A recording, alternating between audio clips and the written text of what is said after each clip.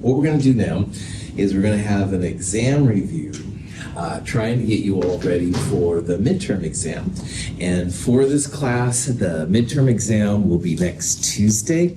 We won't look at problem set 4, seminar self-quiz 4, etc., but we'll take this midterm exam. So let's talk about it, because I know every instructor you've ever had has their own ways of doing exams and stuff like that. So I want to kind of give you as much heads up as possible so that you're good to go. The midterm exam, first of all, what you need to bring: calculator, definitely something to write with, pencil is cool, and there is also something called the Exam Prep 1 worksheet. Now, it's in the companion and it's online. The exam prep is essentially a single page that's double-sided, okay? And how this works, I believe there's 5 questions. The question is given, the answer is given, and your goal is just to show your work, how you go from the question to the answer. And I'm hoping after all of this stuff that you won't have a problem with it. But let's say, I don't know, I'll pick on Caitlin. She sees number 3 and she's like, what is this, Russell?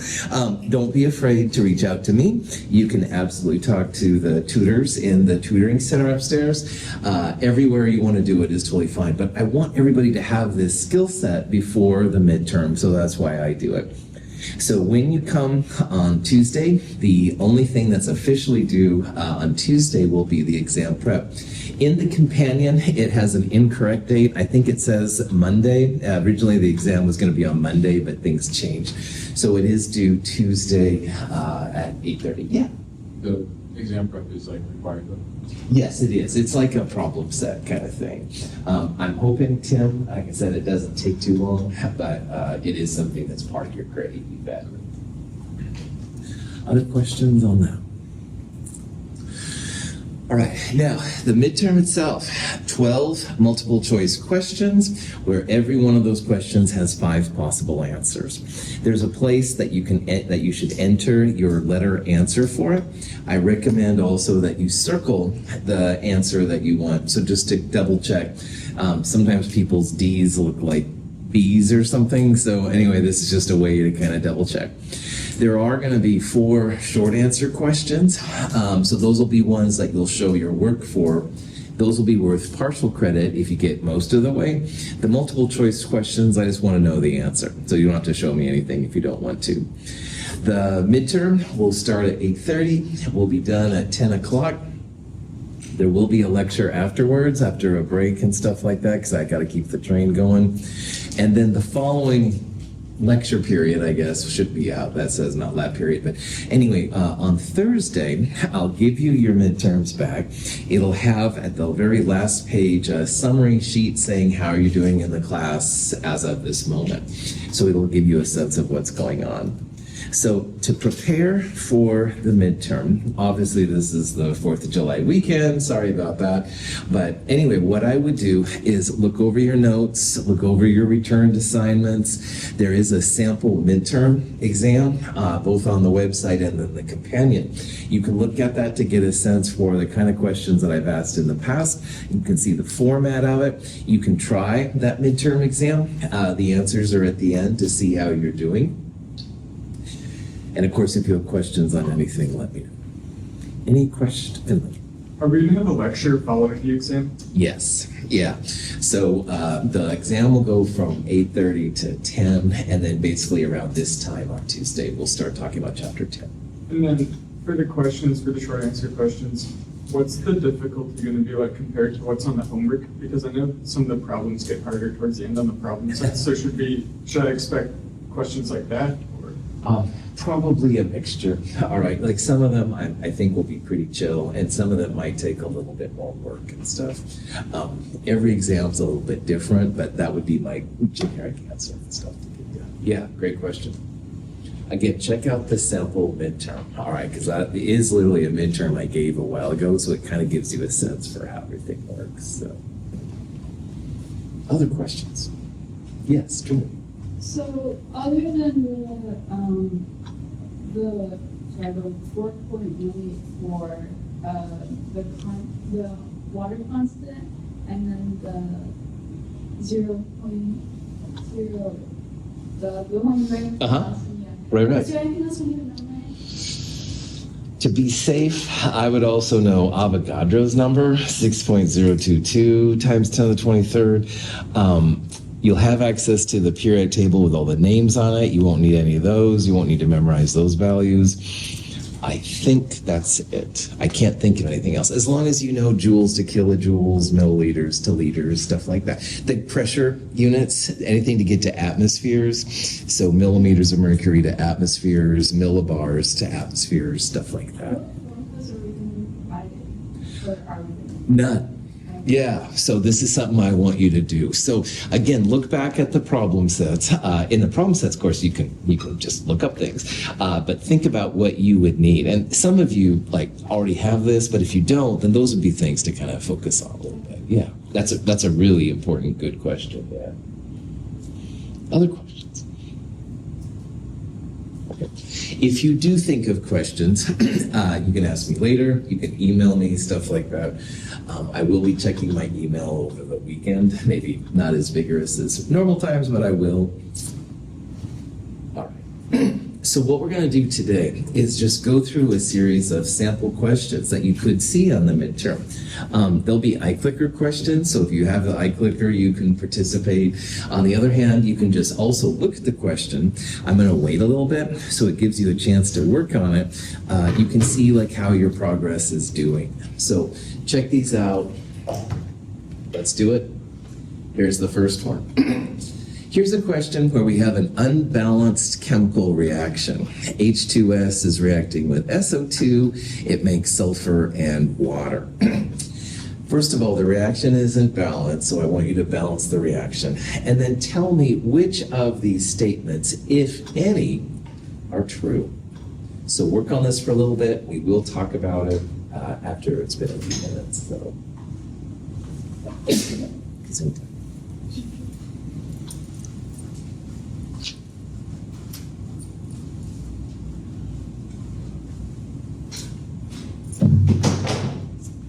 Sorry.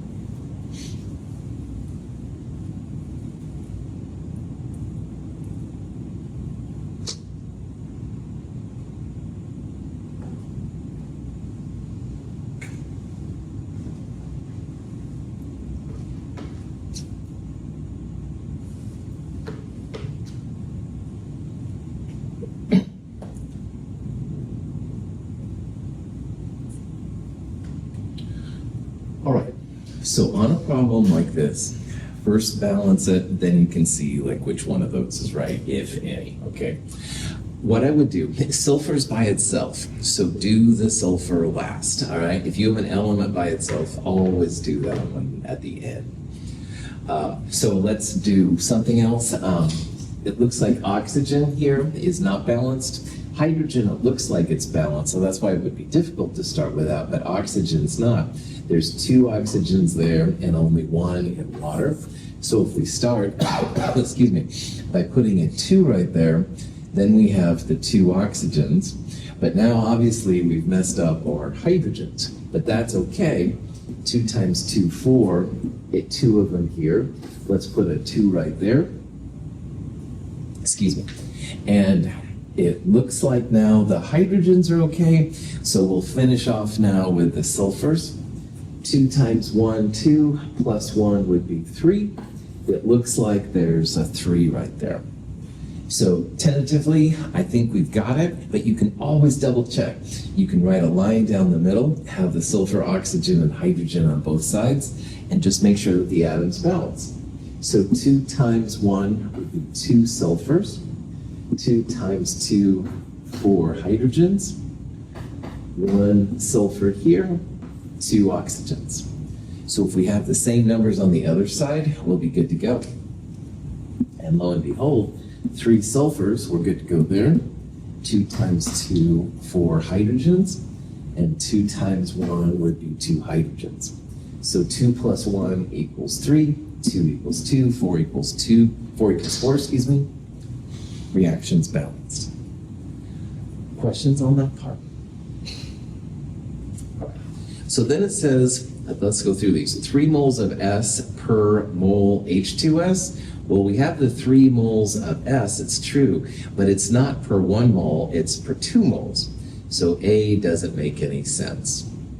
Then it says 1 SO2 is consumed per mole of H2S. That's not true either. One of these is going to be used for every 2 moles of H2S. So B is wrong as well. C, it says 1 mole of H2O produced per 1 mole of H2S. Now notice that there's 2's right there, but the lowest common denominator, if you divided both by 2, would be 1 to 1.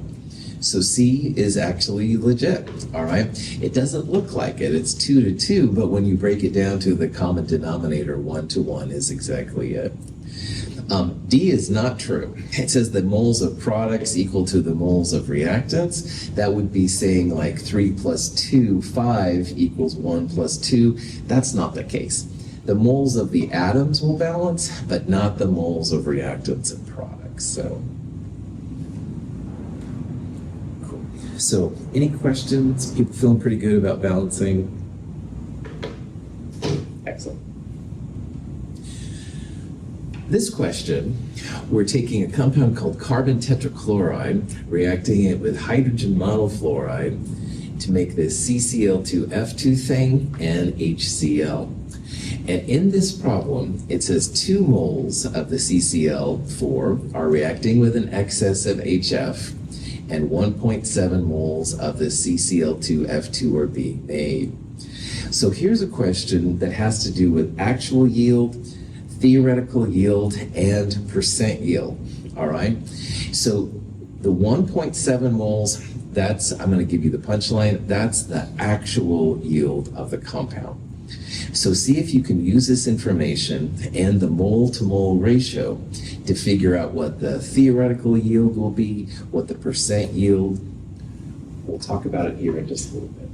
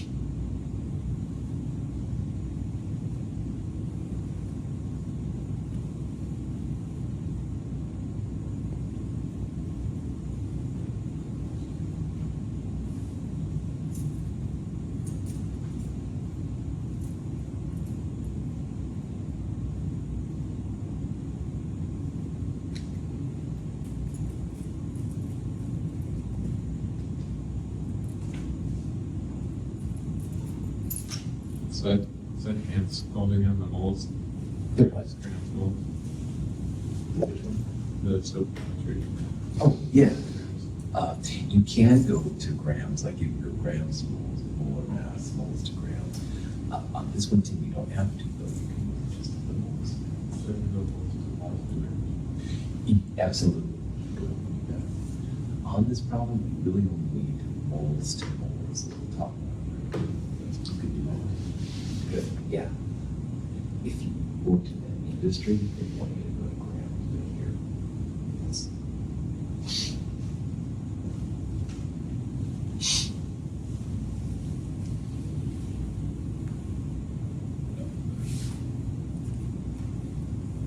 Okay, so the power of the chemical equation is that you can use it, if it's balanced, to figure out how many moles of products you're going to make, and then grams, as I just told Ken, or you can find like how many moles of a reactant you'll need. There's all kinds of things. Now, first of all, let's talk about excess of HF. Excess of HF means you have more HF than you need, okay? And why that's important is that this is not a limiting reactant problem, which we will talk about here in a little bit. So in this problem, the CCl4, it limits how much product you're gonna make. So what I would do here, you can see everything's about this CCl2F2 thing. So if we have 2 moles of CCl4, the equation itself says that every 1 mole of CCl4, you're going to make 1 mole of CCl2F2. You don't even have to put the ones in there, but that's what the ratio is. If it was HCl, it would be 1 mole of CCl4 to 2 moles of HCl. So the number you get out here, 2.0 moles of CCl2F2, that's the theoretical yield of this product.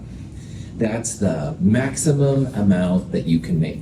You've got enough HF, you could make more, but we don't have that much CCl4, so the theoretical yield of CCl2F2 is 2.0. You always calculate the theoretical yield, all right? You have to do moles to moles, or even grams to moles to grams if you need to, in order to get theoretical yield. The actual yield, though, is a number that you're going to be given. So this 1.7 moles up there, it's not the theoretical yield in answer A, it's the actual yield that you came up with. And sometimes, even though theoretically you should have had 2 moles, all right, for whatever reason you only ended up with 1.7 moles. So in this problem, A is wrong. The theoretical yield, we just calculated 2.0 moles. The actual yield is this 1.7 moles. It's how much you created. So the percent yield is always actual divided by theoretical times 100%. Excuse me. So 1.7 divided by 2 times 100% in your calculator, it does come out to be 85%. So your percent yield on this problem is pretty good. I don't know why it wasn't 100%. There might be a good chemical reason. Maybe someone was sloppy, hard to say. This isn't correct. You don't need to know the HF because you have more of it than you need. And answer E is honestly a Star Trek reference, so my apologies for that, but I tried and throw in something kind of fun. Questions except for why I think Star Trek's in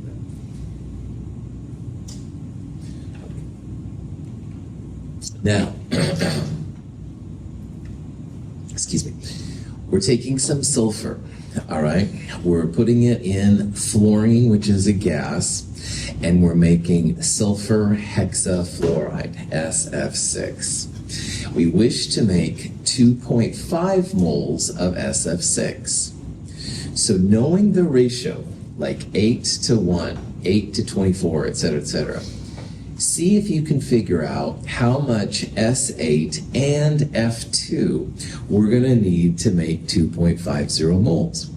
So this will be another mole to mole ratio like we did earlier, but now you're going to start with SF6 and turn it into F2 or SF6 to S8.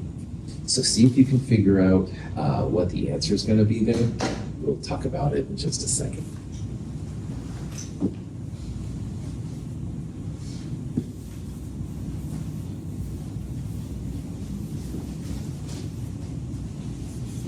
So do I have to find like the moles of S and M or? Exactly. So like, you've got 2.50 moles. Then you'll use like the ratio of 8 moles of SF6 to 24 moles, so 24 over 8, and that'll tell you how many moles of F2. Okay, and then I have to do the same thing for the sulfur. That's right. So it's two different like equations. That's right. 2 easy calculations is kind of what I think you'll see. Yeah, that's a great question.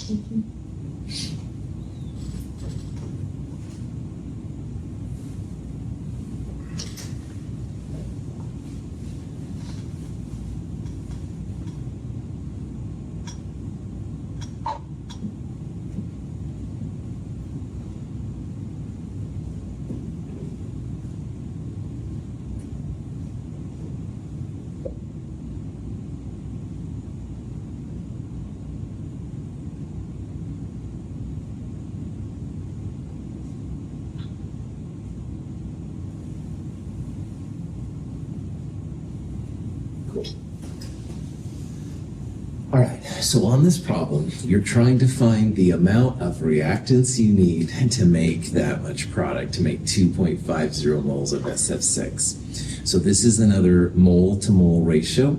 In this case, you're going to start with the moles of desired product and turn them both into moles of reactant. So in front of the SF6 on the reaction, you've got an 8. So it takes, for example, 8 moles of SF6 to make 1 mole of, actually it's S8, sorry, 1 mole of S8. So I'm literally just using the numbers in front of those reactants and products there. And for the F2, it's 8 moles SF6 on the bottom. So again, same number in the denominator. And then 24 moles of F2. So we'll take the 2.5, and for the fluorine, we'd multiply by 24 over 8, or 3. That'll give you the answer. For the S8, you would take that 2.5 and multiply by 1 over 8 to get the answer. And if you do that, it comes out to be answer A. So this really allows you to tell whoever is in charge how much of these reactant chemicals you need. And these should be the amounts that you need to make the 2.50 moles of SF6. So again, really showing the power of the balanced equation. Yeah, Tim. Is there a video going over the practice exam? Yes, absolutely. That's right. I have a scanned, if you will, version that goes over all of these notes. So like, as you said, if you need to take off, especially since it's 4th of July, I do understand, you can watch that. I'll also post this video by the end of the day too, so you can watch that and stuff too. Absolutely. So, yeah. Questions? Anything? All right, let's keep the party going. So in this problem, nitrogen and hydrogen are making ammonia. And notice here how you have 2 reactant amounts. You've got N2 and H2. And it doesn't say like one is in excess. It doesn't say we don't need to worry about it. If you see two reactant amounts, this should scream at you limiting reactant. So you need to see if the 10 moles of N2 or the 25 moles of H2 creates less ammonia. All right, that's what a limiting reactant's all about. So see if you can do this. We'll talk about it here in a little bit. We're going to use those mole to mole ratios once again, and you want the smallest amount of NH3 possible.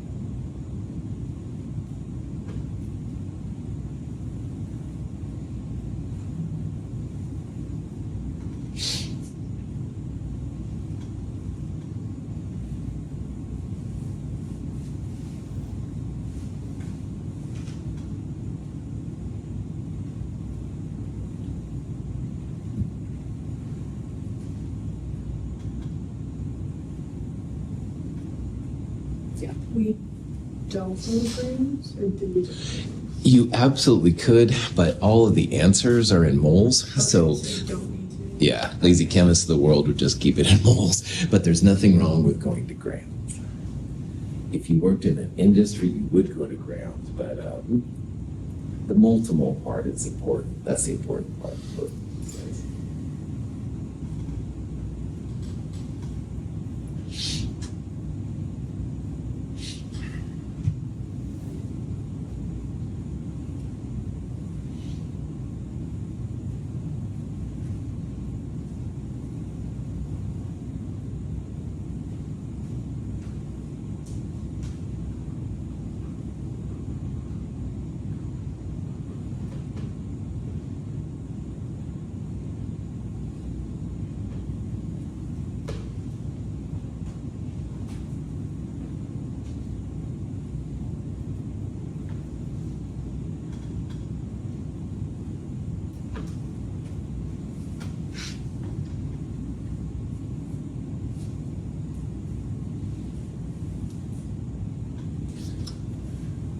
All right, so again, the caveat, if you see two reactant amounts in the problem, that's going to be a limiting reactant problem. And they don't say limiting reactant, but you as the hip chemist need to know the theoretical yield of the product. And you need the limiting reactant in order to have that happen. So what I recommend, up here on the board, I started with both reactant amounts, and you just want to convert to products. So to go from the nitrogen to ammonia, it's 1 mole of N2 for every 2 moles of NH3. So this would come out to be 10 times 2 or 20 moles of NH3. For the H2, you do the same thing, start with the 25, but it's 3 moles of H2 for every 2 moles of NH3. So it's like multiplying 25 by 2/3. Now, when you do that, you get, as I said, 20 for the first one and 16.7 for the other one. And the money maker here is the smallest number, all right? Because what this 16.7 is saying, the hydrogen can only create 16.7 moles of NH3. Your nitrogen could make up to 20 moles, but you don't have the hydrogen to make that happen. Hydrogen's only going to make this amount. So hydrogen here is the limiting reactant. It limits how much product, NH3, you can make. The theoretical yield, which is used for percent yields and all that stuff, it's going to be the smaller number, all right? So 16.7 moles of NH3 would be the theoretical yield. That's the amount of NH3 you should be able to make. And again, it just comes from the ratios. If you see 2 moles or 2 grams, like Caitlin asked about, just make sure you turn them into the moles of product, see which one is smaller. Good to go. Question?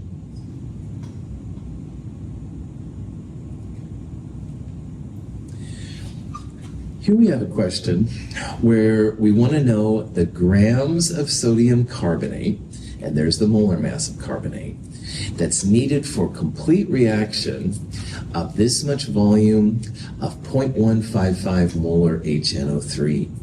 Now, just as a reminder, big M, moles over liters. Also remember that there's 1,000 milliliters per liter. So what I'm basically asking you to do here, how you've got this many moles of HNO3, how many moles and then grams of NH2CO3 are you going to need? So see if you could figure this out. We'll talk about it here in a little bit.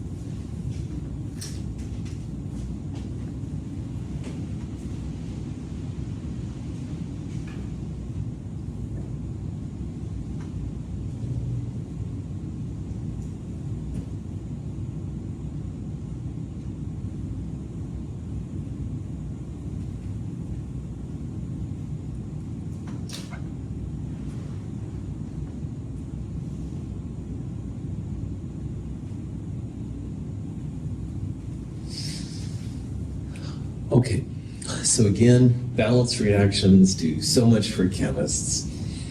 Imagine that you've got 25 milliliters of some acid hanging out and you want to get rid of it, all right? Well, if you add sodium carbonate, it reacts with the nitric acid, it makes a bunch of stuff which is essentially neutral. You can put it down the drain, stuff like that. But you need to know how much to add. So I started this problem up here. The volume of the HNO3 is 25 milliliters, so turn it into liters. So again, there's 1,000 milliliters per liter, so you would divide by 1,000 to get the liters. And then that big M is molarity. That stands for moles per liter. So you can see that here in this way, the milliliters are canceled, your liters will be canceled. And to get to this point right here, you've got moles of HNO3. We're trying to get, though, grams and then moles of sodium carbonate. So the next thing we need to do is take the HNO3 and turn it into Na2CO3. And you can see up here that the ratio of the chemicals, it's the invisible 1 Na2CO3 for every 2 moles of HNO3. And again, I'm just using those big numbers right there. So that converts the moles of HNO3 into moles of Na2CO3 that we're going to need. The number that's given up there, 106.0, that's the grams per mole of sodium carbonate. So the moles then of sodium carbonate will cancel. You'll be able to calculate how many grams you've got. It looks like it comes out to be 0.205 grams. All right. So milliliters to liters times moles per liter gives you moles.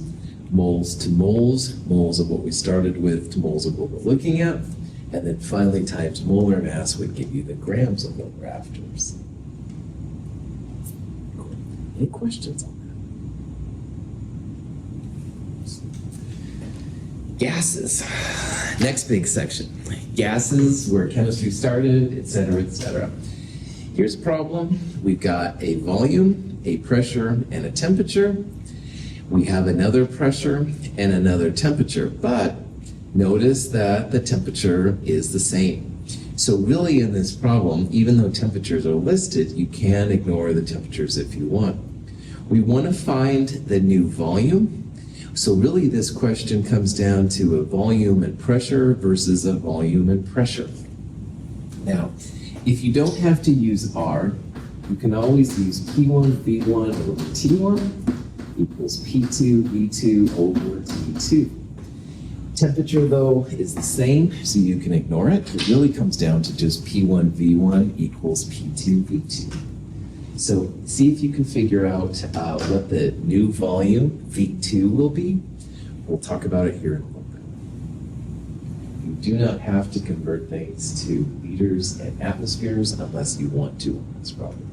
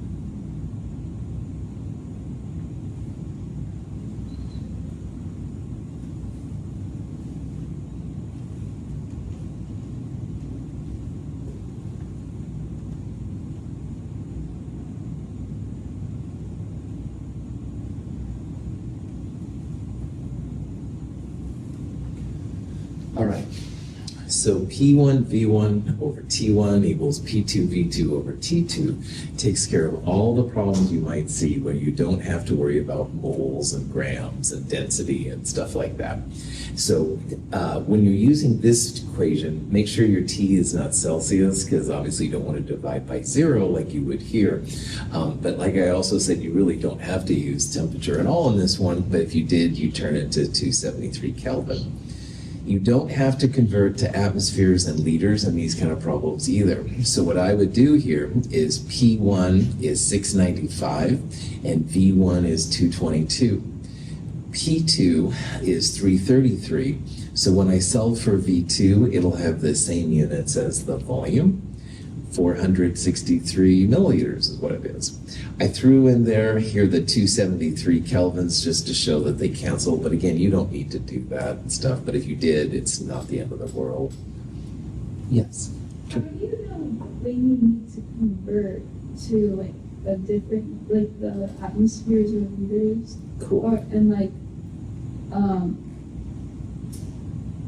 how do you know which one to convert Yeah. to?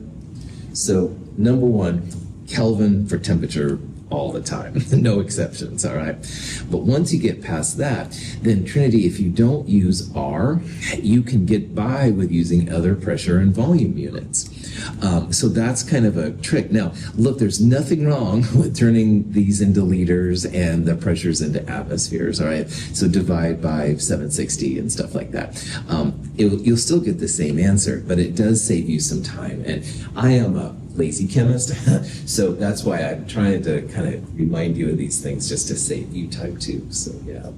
But if you don't use R, then you can definitely get away with using non-atmospheres for pressure and non-liters for volumes. But make sure you use Kelvin all the time if you need it. Great question. Other questions? Yes. So I converted, but the reason we got the same answer is because you times it by 273, Mhm. and then I just ignored it. Yeah, that's exactly, you bet. I multiplied by 273 and I divided by 273, and they do cancel, yeah. So I would just, honestly, I would ignore that, but I do get students that want to put everything in, and that's cool too. But yeah, Tim, I would just ignore it. And if you got 0.463 liters, that's awesome too, by the way, so. Would it give the same answer if you converted the milliliters and changed them to atmosphere? You could absolutely convert both of your pressures into atmospheres. You bet. So you could divide them by 760 Yep. to get whatever the atmospheres are. And yeah, you still get the same volume if you use milliliters and stuff. So Even if you still keep they cancel out, so it doesn't matter. Okay. that's right. One's on the top and one's on the bottom. So if you took both of those numbers, divided it both by 760, you're dividing by 760 in both the numerator and the denominator. So they would cancel out. That's why it's not a big deal for volume and pressure and stuff. But going back to what Trinity said, yeah, if you're using R, then you've got to go atmospheres. Great question. Other questions? Okay. Gases have densities just like anything else, and I'd like you to tell me which of these gases has the greatest density at roughly room temperature and pressure, 25 Celsius and 1 atmosphere of pressure. I would use PM equals DRT to do this problem, but there are other ways to do it. We'll talk about it here in a little bit.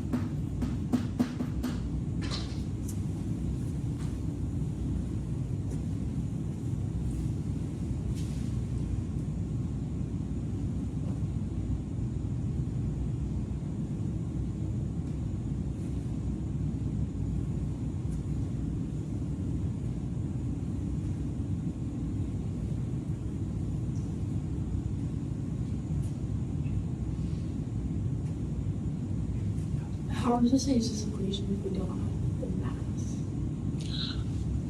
You do. Facts. The big M is molar mass. Yeah, so that's an excellent question.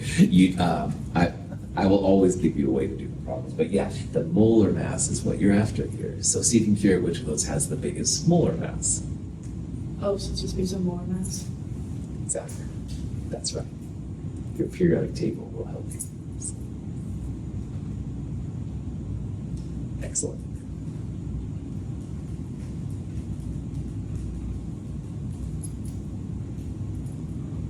R is 0.0820 something. 5, 7. Yes. That'll be a number to put in your calculator / memorize / know. Yeah, good. Why do we run to the first sig fig instead of the fourth? We do a lot of 5 sig fig calculations in this class, so it covers all your bases. It's another nice way to see how people are thinking about problems too. But yeah, so using the 5 sig fig value is the way to go in my world. Yeah. Weird instructor would be an excellent answer too if you want. I'm not offended by that. So.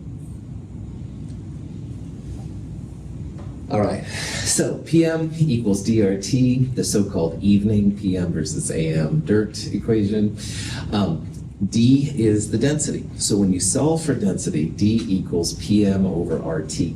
But I put the P and RT in parentheses there because they're going to be the same for all of these. They're all at 1 atmosphere, or if you convert it over 298 Kelvin. So the big M, as I talked about there with Caitlin, the big M is molar mass. So you want the biggest molar mass gas on here. And the periodic table is how you can figure that out. So O2 would be roughly 16 times 2, 32 grams per mole. H2 roughly 1 times 2, 2 grams per mole. So bigger molar mass like oxygen would have a bigger density than, say, hydrogen. But if you look at all of those gases, the biggest one is definitely xenon. Xenon is roughly 131 grams per mole. Biggest M, biggest D. Xenon should have the biggest density. Any questions on that? Cool. This reaction, you have a gas called diborane. It's reacting with another gas, oxygen. It makes a solid called boric oxide. You don't need to worry about that. And it also makes some gaseous water. So in this question, it says we have 1.5 liters of this diborane. And the question is, how much oxygen is it going to take? What volume of oxygen is it going to take to make this reaction happen? Now, at first, this might seem really crazy, but PV equals nRT. And we just did a bunch of problems where we did mole-to-mole relationships. Well, in this problem, moles of gas are proportional, right across the street, if you will, from volume. So if this was 1.5 moles of B2H6, you'd use a 3-to-1 ratio to convert to moles of oxygen. You can use these ratios too for volumes, all right? This is the advantage of gases because volume is right across the door, if you will, from the moles. So see if you can use this to figure out what volume of oxygen is required. Temperature and pressure are constant.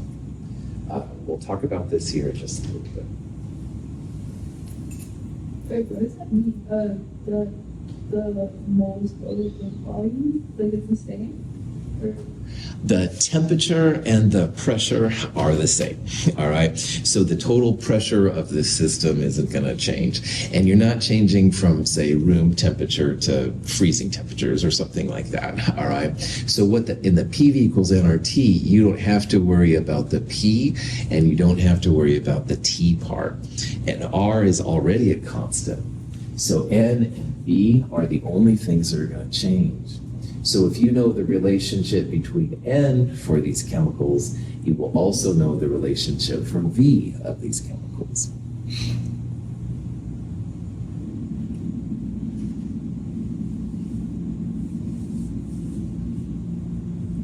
If this was 1.5 moles of B2H6, what would you multiply it by to get moles of O2 using the equation? I put the 1 mole of B2H6 on the bottom. Uh-huh. 3 moles of O2 on top. Well done. You'd use a 3/1 or 3 ratio to go moles of B2H6 to moles of O2. And on problems like this, if you see that everything else on the equation is constant, you can use that same ratio, that same 3/1 ratio to use volumes, which is weird, but this is what they do in the gas law thing. So if it was 1.5 liters instead of 1.5 moles, you'd also use 3/1 to find the volume of the oxygen. So 1.5 times 3 here would give you the 4.5 liters of oxygen. So this power of the balanced equation is a theme of this whole midterm, all right? This 3/1 ratio, mostly for moles, all right? Definitely, moles is where it's at. But for gases, if the other two are constant, volumes are 3/1, or if the volume was constant and you were after the pressure, you could also use 3/1 to find the different pressures. It's kind of amazing how versatile these crazy things are, but I'm a chemist and I get excited by that stuff. So you really, like, so is the constant T and P, like, you don't have to use it in the equation at all? That's right, exactly. That they're like kind of very off?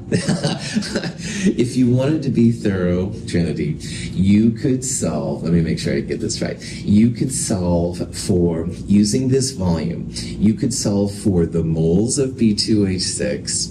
You then use the true 3/1 ratio to go moles of B2H6 to moles of O2, and you could then solve for the new volume of O2.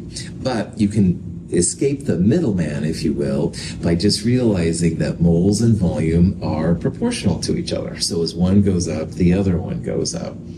So if the mole ratio is 3/1, then the volume ratio will also be 3/1.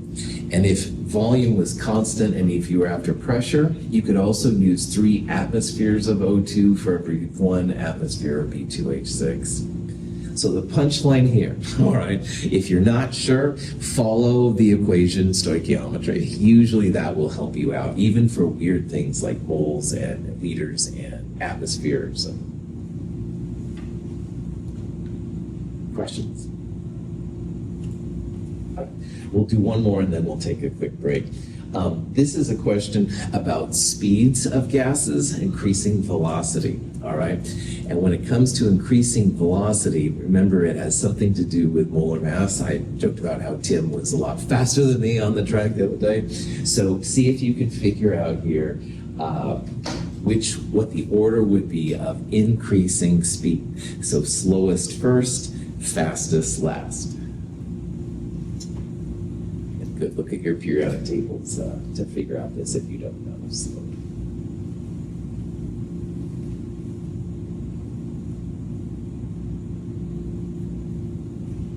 I'll just like a quick question. Yeah. Not today's quiz, but from like last week's quiz or Yes. Tuesday's quiz. So just looking for the one with Yep. That's exactly it. The speeds of gases help chemists to figure out like which ones will go through the holes faster and stuff like that. So that's the utility. Good.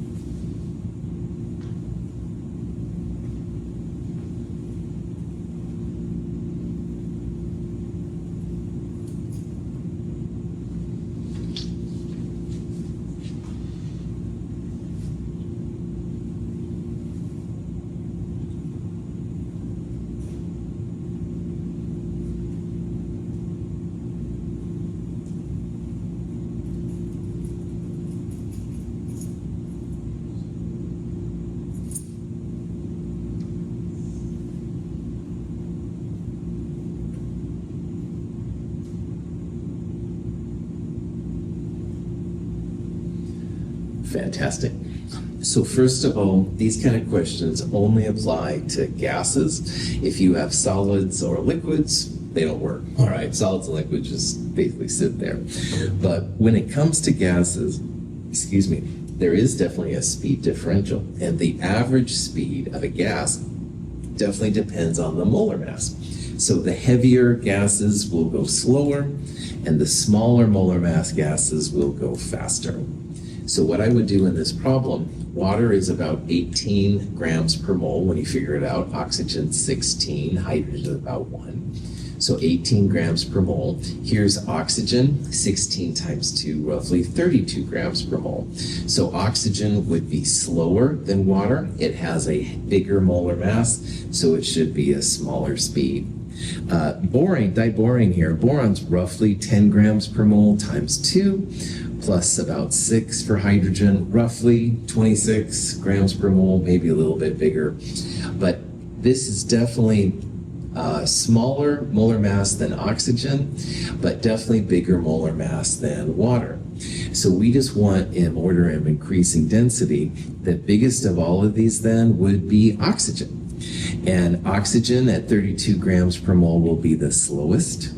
Roughly 26 or so grams, B2H6, that would be the medium, be faster than oxygen.